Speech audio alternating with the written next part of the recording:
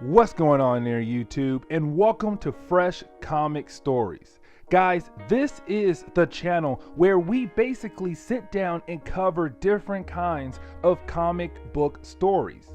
Now guys, today we are going to cover Uncanny Avengers Volume 1. Now, the reason why we are covering this story right here is because we just wrapped up Avengers versus X-Men. And the thing is though, guys, this title right here basically picks up right after that storyline right there. Because guys, at the end of Avengers versus X-Men, Captain America wanted to put a team together of both mutants and humans to show the world that these two sides can come together. And also, he is trying to achieve the goal of Charles Xavier. Now guys, I do hope you enjoyed this video, and if you do, please hit the like and subscribe. But anyways though guys, let's go ahead and dive into Uncanny Avengers Volume 1. Now guys, to begin our story, we do pick up with the funeral of Charles Xavier. Now guys, this is huge because guys, remember, Charles Xavier died back in Avengers versus X-Men by the hands of Cyclops. And so right now you have the X-Men kind of honoring the man who brought them all together. Now, the one thing I do want to point out real quick is that this funeral is only the X-Men, a family-only funeral, which means no Fantastic Four, no Avengers, no Spider-Man, and no Guardians. This is only the X-Men at this funeral. Now, we do jump over to the prison of Cyclops. And the thing is though guys, remember, at the end of Avengers versus X-Men, Cyclops got locked up. Because one, he went crazy with powers of the Phoenix, but two, he killed Charles Xavier. And so he got locked up just like that. The thing is though guys, he is greeted by his brother, Havoc, Alex Summers. Now, one thing to point out real quick though guys, when it comes to Havoc and Scott Summers, they never really got along. Like, they're brothers, but they never got along. There've been times where they do kind of hang out and just chill, but most of the time they're fighting one another. And once again, you have Havoc kind of arguing with his brother. He's kind of like, dude, look what you did. You killed off the man who basically brought us all together. But also, you made it harder for mutants to live in this world. Now, the thing is though guys, you have Cyclops say, yes, I did basically kill off the man who brought us all together. But using the powers of the Phoenix, I was able to give us the numbers we need again. I brought back the mutant race as a whole. Now, they do go back and forth, but the thing is though guys, as soon as Havoc leaves the prison of Cyclops, he is greeted by Thor and Steve Rogers. Now, guys, this is Steve Rogers kind of saying, listen, I am putting together a team that represents both mutants and humans, saying that these two sides can come together as one.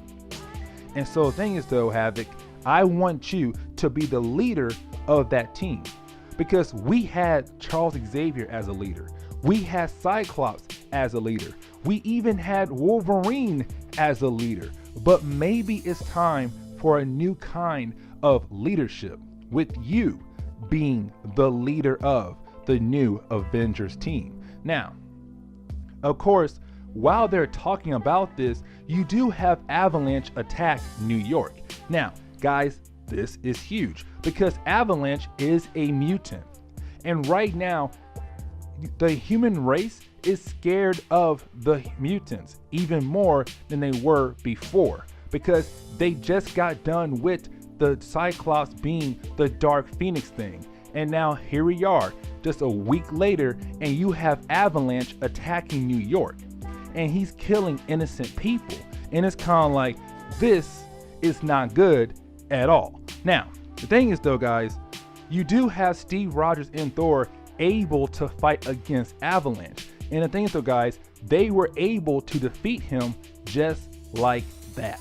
Bam, bam, bam, he's done and he's put away. Now, the thing is though, guys, we do jump over to the tombstone of Charles Xavier, because right now you have Scarlet Witch kind of saying her goodbyes to Charles Xavier because she believes that it's her fault he's dead, because this all started with the House of M event where she went crazy and she basically erased the most part of the mutant race. And so right now she's kind of like, it's my fault you're dead.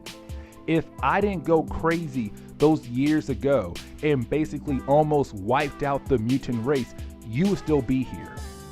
But since I went crazy, it led to a bunch of different events that got you killed. And I feel like that's my fault right there. Now, the thing is though, guys, while she's saying her goodbye, you do have Rogue appear. And Rogue hates Scarlet Witch because, again, most of the X-Men, they hate Scarlet Witch because it's her fault that all of this happened. The House of M event started with her. And everything that took place after that is, again, because of her. And so you have Rogue kind of like, you can't be here. It's your fault he's dead.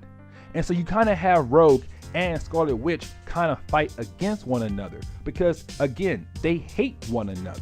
Well, more Rogue hates Scarlet Witch, but the thing is though, guys, they do fight against one another. The thing is though, guys, while they're fighting, out of nowhere, somebody attacks them. And this group of people appear behind them. And we kind of find out this group is called the S-Men. Now, I will sit down and explain more of the S-Men later on in this video. But the thing is though, guys, you do have the S-Men start to attack Rogue and Scarlet Witch. Now, this fight only lasts for like 2 pages because the S-Men were able to take care of Rogue and take care of Scarlet Witch so fast. As a matter of fact, they were also able to stab Scarlet Witch and able to grab both ladies and just take them away. Just like that, bam, Rogue and Scarlet Witch have been defeated by the S-Men, this new group. Now, the thing is though, guys, to close out chapter 1 of this storyline, we come to find out the Red Skull is back. The Red Skull is back and he's back with a new game plan. And his new game plan is to use the mind of Charles Xavier. Guys, he was able to get the body of Charles Xavier, cut open his head, and this man grabbed the brains of Charles Xavier. He says, my plan begins now with the mind of Charles Xavier. Now guys, when it comes to the next chapter of Uncanny Avengers, we do pick up with Wolverine. Now the thing is though, guys, this is Wolverine kind of just helping out with the Avengers after the attack of Avalanche.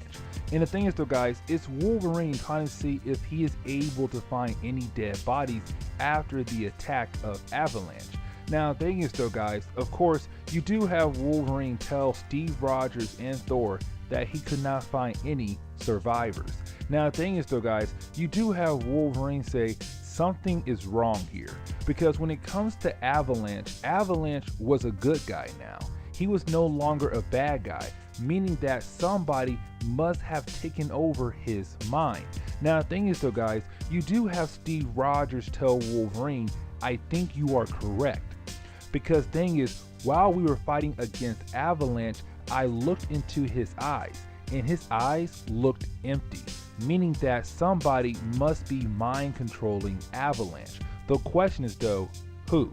Now, the thing is though, guys, this is also Steve Rogers telling Wolverine his plan. And he says, listen, I am making a new Avengers team. And this new Avengers team is going to represent both mutants and humans working together as one. And matter of fact, I got Havoc to be the leader of this team. Now, the thing is though, guys, you have Wolverine kind of like, you're crazy. Because one, we just had a mutant attack by Avalanche. Two, just last week, we had a bigger mutant attack by Cyclops, meaning the Phoenix. And right now, your goal is to announce a new Avengers team that's supposed to help represent both humans and mutants working alongside with one another with the brother of one of the two bad guys who just attacked the world earlier. This is a bad idea. Yes, Havoc is good, but to the human eyes, can they trust Havoc? Because he is the brother of Cyclops. Now, the thing is though, guys, we do jump over to a bunch of different settings. And what I mean is that, guys, you do have basically this news channel talking about the mutant race and how the mutant race can be dangerous again, because now their numbers are back to basically being a very high number now. And so with that happening right there, you do have this news channel kind of tell every single person out there in the world that there could be a chance the person next to you could be a mutant. But the thing is though, that mutant can have some crazy powers and could kill you off sooner or later. And so when the news is talking about the mutant race being back to a very high amount of people, the next thing you know, you have a bunch of random human beings kill off their friends and family members because they are mutants, because they are scared their friends and family members could attack them down the road. Now, we do pick up with Rogue. And guys, remember, in our last chapter, Rogue and Scarlet Witch got kidnapped by this random group of men. The question is though, we still have no idea who they are. Now, the thing is though, guys, we know because I already said it, their name is the S-Men. But the thing is though, guys, we will not find out their origin story until later on. But the thing is though, guys, we do come find out Rogue is alive and she's okay. The thing is though, guys, you do have two of the S-Men kind of check up on Rogue by bringing her a peanut butter and jelly sandwich with a cup of water. Now, the thing is though, guys, Rogue comes to realize that their goal, the S-Men, was not supposed to grab Rogue. Their goal was to grab Scarlet Witch, because the way they're talking to her is kind of like, listen, you just got captured because you were there. Technically, we were not after you, we were after Scarlet Witch. And so guys, they're kind of giving her the idea of, we might go ahead and kill you off. We don't know yet. Now, the thing is though, guys, you do have Rogue able to break out and kind of beat the two S-Men to go find Scarlet Witch. Now, we do jump over to Scarlet Witch actually, guys. And the thing is though, guys, you do have Red Skull wake her up. Now, of course, at first seeing the Red Skull, it's a big deal, because this is the Red Skull. He's a well-known bad guy. But the thing is though, guys, you do kind of have Red Skull kind of talk to Scarlet Witch. And he says, listen, I'm not here to hurt you. Matter of fact, I'm here to work with you, because you and I both have the same idea when it comes to the mutant race. Now, we might have some different perspectives, but we do believe one thing when it comes to the mutant race, that sooner or later, the mutant race will be a very huge threat to the world. Because guys, he's playing on the idea of Scarlet Witch doing the House of M event. But things, so guys, remember, at the end of that event right there, she erased most of the mutant race. And so you have Red Skull kind of like, you were on a path to kind of help the world out by getting rid of the mutant race. But the thing, I can't talk, sorry guys. But the thing is though, Cyclops, using the power of the Phoenix, was able to bring back the mutant race. Now my goal is to kind of completely destroy the Phoenix race, destroy the mutant race. But I understand that you are trying to just take the powers away. But the thing is though, you just can't take the powers away. You have to kill off the person.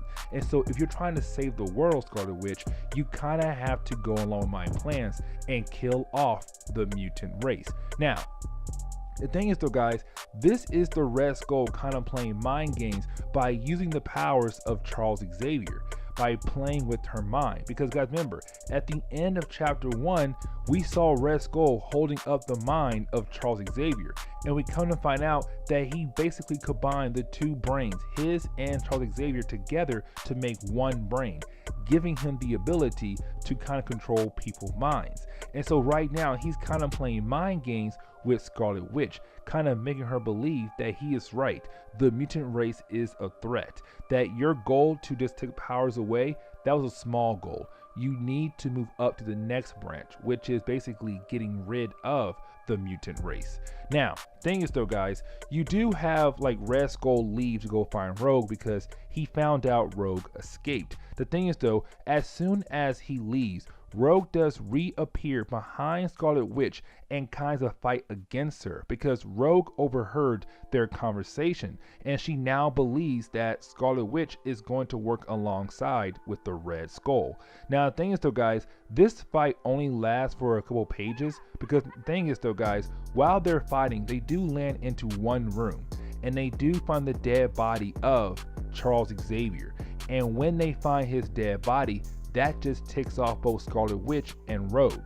And they're kind of like, we have to basically kill the Red Skull. Because right now, he is using the powers of Charles Xavier. And the thing is though, guys, to wrap up this part of the chapter, actually, you do have Red Skull reappear behind Rogue and Scarlet Witch and says, you found my dead body. You found Charles Xavier. And now you know what I am. I have the mind of both Charles and mine combined as one, and I am able to use his powers. Now guys, we do jump forward in time, and the thing is though, guys, we do pick up with the Red Skull arriving into New York. Now the thing is though, guys, as soon as he arrives into New York, he does begin his master plan. And what I mean is that, guys, he starts to broadcast his hatred towards the mutant race all over New York. Meaning that if you are a human being, not a mutant, you are feeling his hatred towards the mutant race, which then leads to a bunch of people to start attacking random mutants. And so now you have riots all over New York because right now you have people just killing other people because they're a mutant. And so you have folks just on their bikes, just enjoying life, getting killed. A young girl who looks a little bit different getting killed because they look like a mutant or they are a mutant. And right now, if you are a human being, you are being affected by the Red Skull's new powers from Charles Xavier's mind. He is basically broadcasting his hatred towards you. Now, the thing is though, guys, we do pick up with the Avengers arriving on the scene. Now guys, this is the new Avengers team. This is the new Uncanny Avengers team, which right now only has Wolverine, Thor, Captain America, and Havoc. That's it. There's no one else just yet. But the thing is though, guys, you do have the Avengers I can't talk, sorry guys. You do have the Avengers try to handle all these different riots. Now, this is a huge thing right here because we do get a few pages of the Avengers kind of trying to handle everything. They're trying to make the world a better place, or not the world, with New York. But the thing is though, guys, while the Avengers are trying to take down these riots, we come to realize that this broadcast of hatred starts to affect Captain America and Thor. Because those two people right there, they're not mutants. Wolverine is a mutant. Havoc is a mutant. But when it comes to Captain America and Thor, those two right there, they're not mutants, they're humans. And so they're being affected by Red Skull's mind control. And that is a huge thing. Now for Steve Rogers, he was able to kind of fight against the broadcast of the hatred he was feeling from the Red Skull. But for Thor's not fighting it. Thor can't fight it. Thor falls just like that to the effects of the Red Skull hatred. He falls just like that. And he's now on the side of the Red Skull.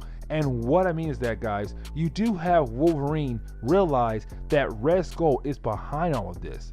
And so you do have Wolverine try to go in for the killing blow. The thing is though, Right when he gets there though, Thor comes out of nowhere and attacks Wolverine.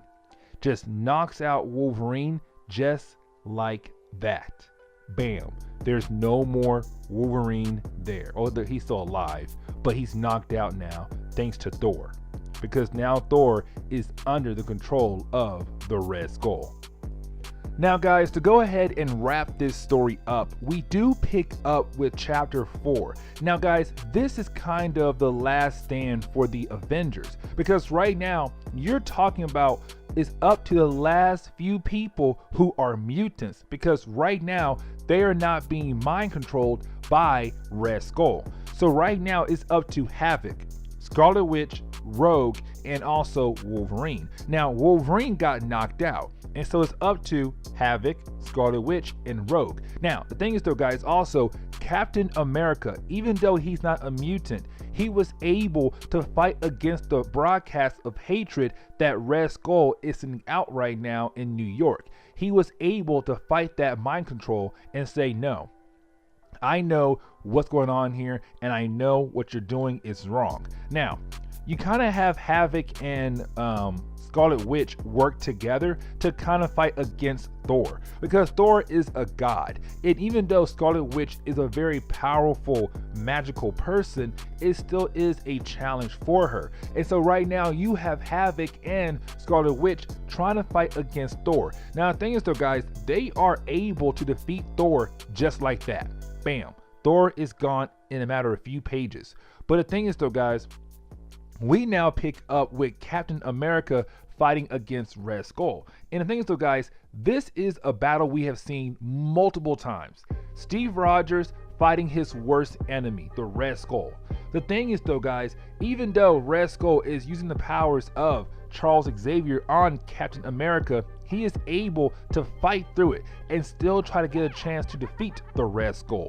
The thing is though guys, right when you have Steve Rogers about to defeat Red Skull by knocking him out to take him in for what he did in this city, one of his S-men were able to grab the Red Skull and get away, leaving Captain America basically winless. Even though he was able to defeat Red Skull this time, Red Skull got away.